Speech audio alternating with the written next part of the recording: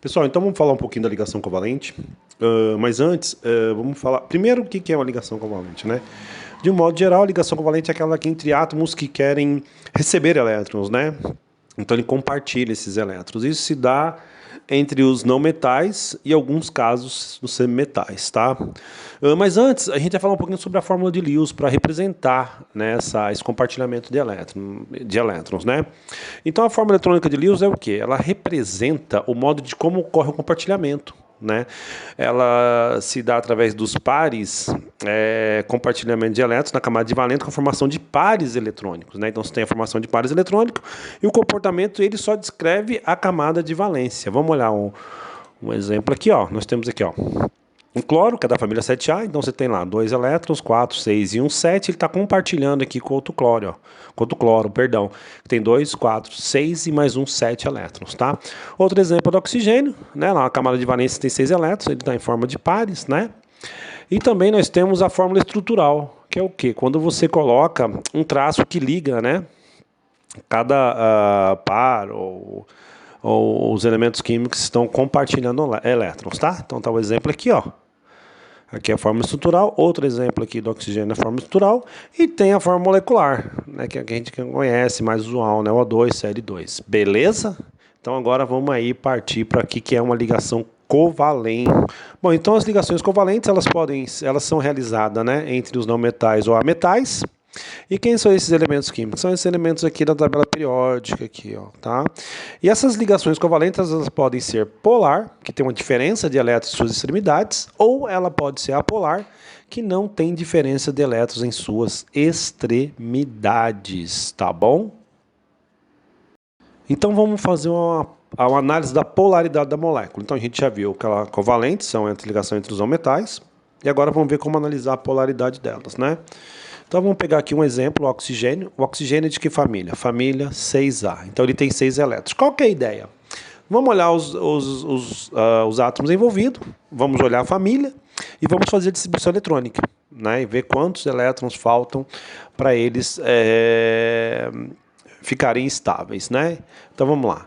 Família 6A, 2, 4, 6 elétrons, são 2 oxigênios se ligando, a outra família 6A, aqui ó, mais 2, 4, 6 elétrons, e ele precisa de 2 elétrons para chegar à regra do octeto, né?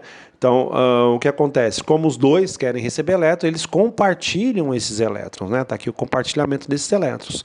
Agora, quando você olha desse lado aqui, ó, da molécula e da outra extremidade da molécula, você percebe que tem o mesmo número de elétrons. Então você tem a mesma densidade eletrônica.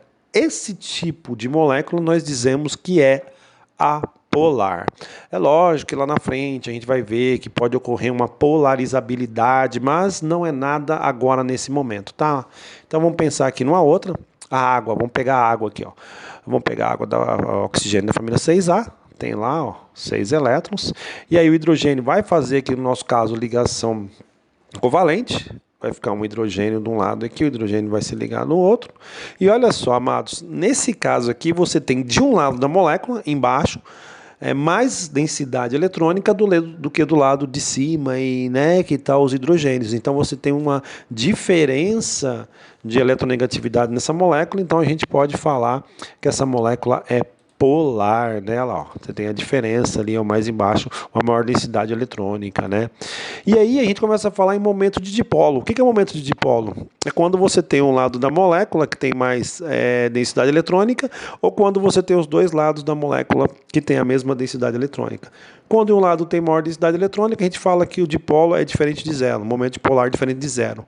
Quando a molécula tem, no caso do oxigênio, que é o mesmo número de elétrons dos dois lados, nós dizemos que é uma molécula que tem momento dipolar igual a zero, tá bom? Vamos pegar mais um exemplo aqui, né? Do CO2, dióxido de carbono. Vamos pegar lá a família do carbono, que é 4A, então tem 4 elétrons na última camada. O oxigênio tem 6 elétrons, o outro oxigênio tem 6 elétrons, então o carbono precisa de 4 elétrons para chegar ao octeto, e o oxigênio precisa de 2 elétrons, então eles vão compartilhar, um oxigênio compartilha com 2 elétrons, você fica com 8, né? Ó, 2, 4, ó, 2, 4, esses 2 valem para ele, 6, esses 2 valem para ele, 8.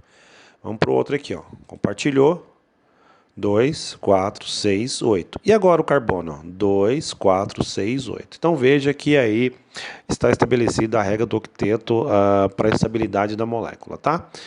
E aí, amados, quando você olha o número de elétrons de um lado, é o mesmo do número de elétrons do outro. Então você tem um momento dipolar igual a zero, né? Então você tem uma molécula apolar, né? Você não tem uma polarização de elétrons em um dado aí de um lado dessa molécula, né? Tudo bem? Vamos mais um outro aí. CCl4, o que você faz? Carbono família 4A, 4 elétrons, só esparramei aqui os elétrons para ficar melhor a visualização da ligação, tá? Aí eu tenho cloro, 4 cloro, cloro família 7A, então vou ter um cloro aqui, outro cloro aqui, outro cloro aqui, outro cloro aqui. Por quê, amados? Porque o cloro quer fazer quer pegar um elétron, fazer uma ligação, né? Então ele vai compartilhar um elétron com um carbono, o outro cloro vai compartilhar um elétron, o outro vai compartilhar um elétron e assim sucessivamente aqui, ó. Tá vendo? E quando você faz essas ligações, amado, que você olha a extremidade, você vê que o número de elétrons é o mesmo. Então você tem uma molécula apolar. Se você tirar um cloro aí e colocar um hidrogênio, ela já vai ser uma molécula apolar. Tá bom? Vai ser uma molécula polar, perdão. Aí ela é apolar, perdão. Aí ela é apolar, que tem o mesmo número de elétrons em todas as extremidades. Agora, se você tirar um cloro e colocar um hidrogênio, você vai ter uma molécula polar, vai ter polarizada. Você vai ter um ladinho dela que vai ser mais eletropositivo, do restante que vai ser mais eletronegativo. Então, do jeito que ela está aqui, o momento de dipolo dela é zero, né? Então, a gente tem uma molécula aí apolar, tá? Aqui nós temos a eletronegatividade de cada elemento químico. Por que isso? Porque se você fizer a diferença de eletronegatividade entre uma ligação química, você vai saber se ele tem um caráter nessa ligação iônico ou um caráter covalente, tá? Então, como se dá isso? Se você tiver uma ligação química que você tem a diferença dela for maior que 1,5, aqui o exemplo está aqui, ó, do cloro e do sódio. Você tem lá, o cloro é 3,2. 3,2 menos 0,9 dá 2,3. A diferença da eletronegatividade é maior que 1,5, então tem um caráter iônico. Se ela for menor que 1,5, ela tem um caráter covalente, tá bom? E aqui a gente tem um resumo, né? Aqui um resumo apanhado de tudo. Lá da ligação iônica, que é entre íons, né? Metais e não metais, tem um exemplo aí, a regra do escorrega, deu o exemplo do cloreto de magnésio. As características, né? Citamos duas aí de novo, mas tem as outras, né? Fundido em meia conduz corrente elétrica e sólido de temperatura ambiente, são quebradiços também, né?